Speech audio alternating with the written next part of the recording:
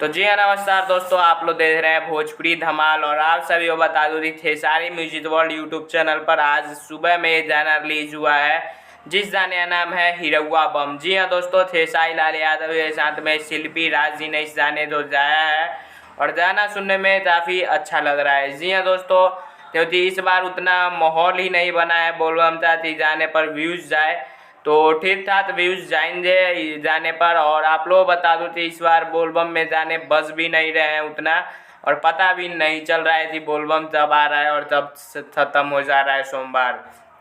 और आप लोग जाइए खेसारी म्यूजिक वर्ल्ड पर, सुनिए हिरौआ बम गाना। और जिन्होंने सुन लिया है कमेंट में ज़रूर बताइए यार ये गाना कैसा लगा है। और बहुत जल्द आप लोगों को एक से बढ़कर एक धमाके लोकगीत देखने को मिलेंगे जैसे ही बोलबम ख़त्म होता है। और एक बहुत ही बड़ा अपडेट लेकर आने वाला हूँ आप सभी के बीच में, तो आप लोग तैयार रहिए और चैनल को सब्सक्राइब करते रख लीजिए। और आप लोग हिरौआ बम जाइए, सुनिए, ढेर सारा प्यार आशीर्वाद दीजिए। तब तक के लिए जय हिंद, जय भोजपुरी। मैं मिलता हूँ आपसे किसी नए वीडियो में खेसारी लाल के नए अपडेट के साथ।